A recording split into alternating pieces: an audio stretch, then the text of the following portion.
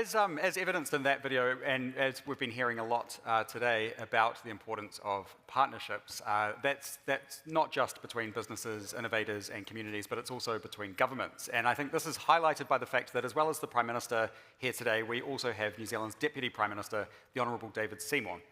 Minister Seymour is also the Minister for Regulation and Associate Minister of Health, Finance, Education and Justice. He has been a Member of Parliament for Epsom since 2014. Could you please join me in welcoming the Deputy Prime Minister, David Seymour, to the stage?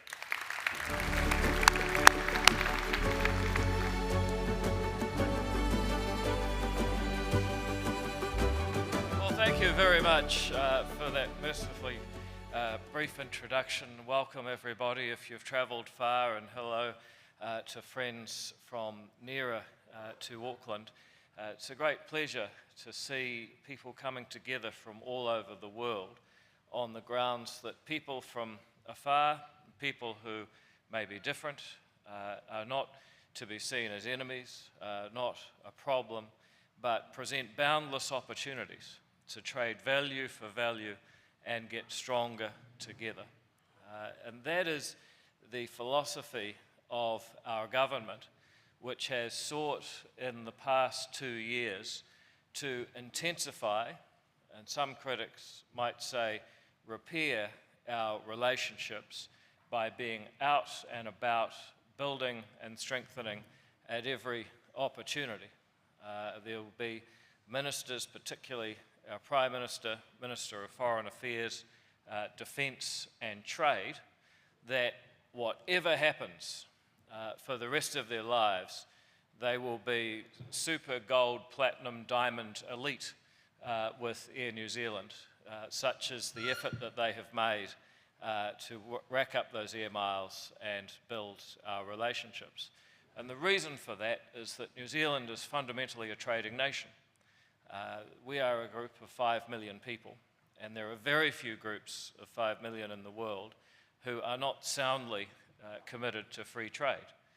To not be would be, for example, Colorado to exit the United States, British Columbia to exit Canada, or one of a large number of, shall I say, affectionately New Zealand-sized countries in the EU to leave that trading bloc.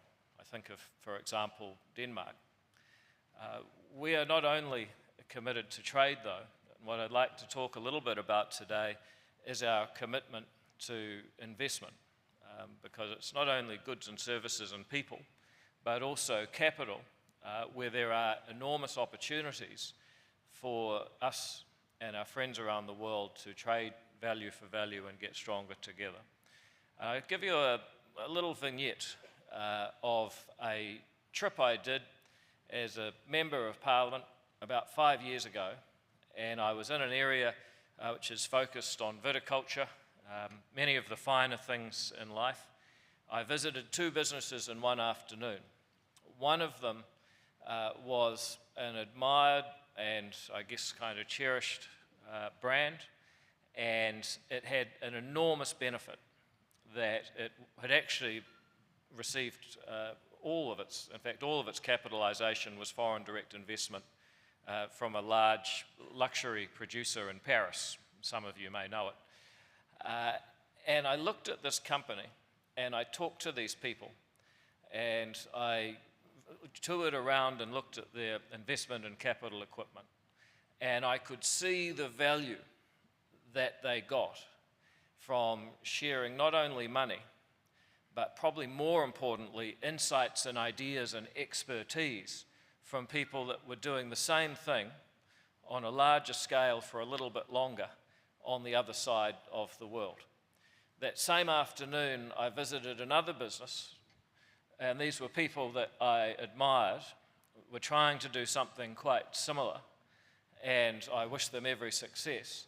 But you could see the difference that foreign direct investment, or rather its absence, could make to the productivity and the prospects of a firm, and ultimately the products that could be produced and the wages that could be taken home by the people who worked there. It was like night and day.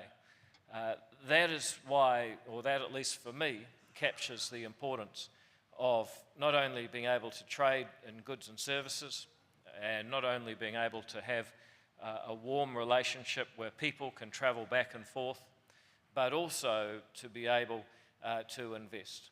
And that is why, as a government, we are going as hard and as fast as we possibly can to speed up the government's role in consenting.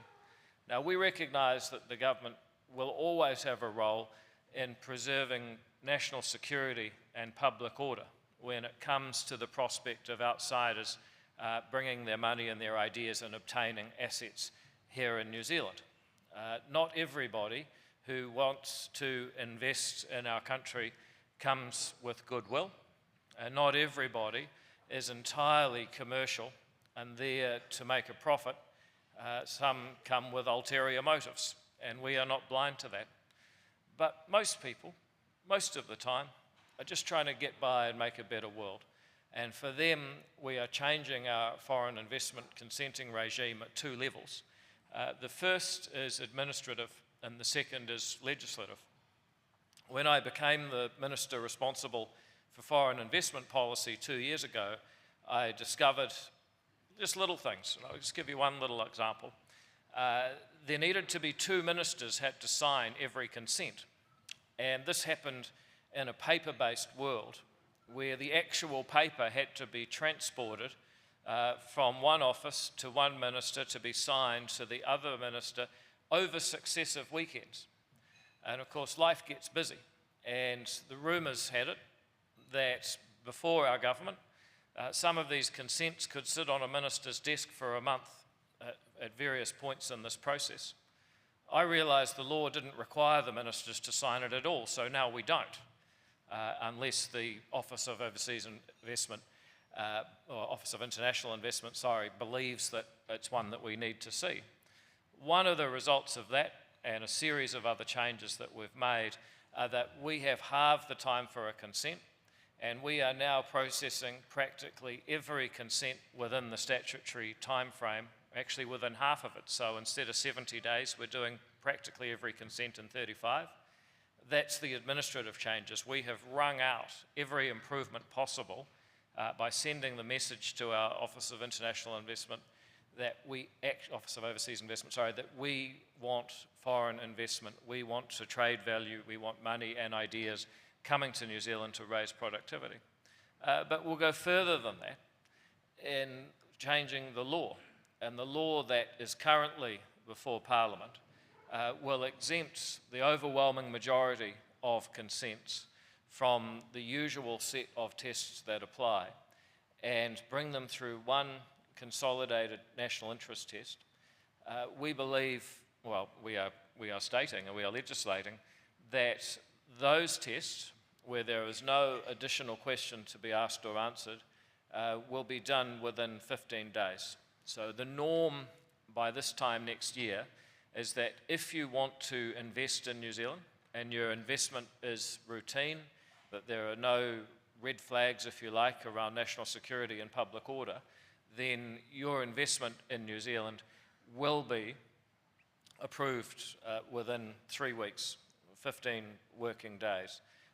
That is a dramatic change from being the country ranked in the bottom 5 of the OECD for openness to foreign investment.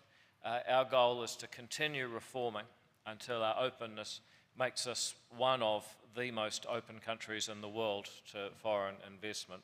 And I have to say, when I look across the political spectrum, we have made these changes without an enormous amount of chagrin.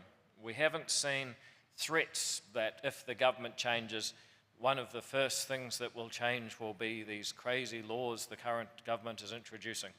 We are not hearing that. What we are hearing is that people who want to invest in New Zealand are starting to hear the message that actually this place really is changing. They really are open. They really do value us. And they have the receipts. They have the evidence and the time frames dropping, and more legislative change to come, which backs up the rhetorical commitment to being a free trading nation that is open to trading value for value with our friends around the world. So I hope that that will give some confidence. I wanted the opportunity to come and deliver that message in person so that when you're talking to people in your home country, when you're talking, if you're a New Zealander, to counterparties overseas, you can say, look, I don't really like David Seymour either, but he's right about this one. And I think if I can deliver that message and you can deliver that message together, we will find ourselves with a New Zealand that is richer in so many different ways, because we no longer fear the world beating a path to our door, but see it as a point of pride that they would like to take a bet on New Zealand's future, and we're backing ourselves with a few bets of our own. Thank you very much. I hope you have a wonderful conference.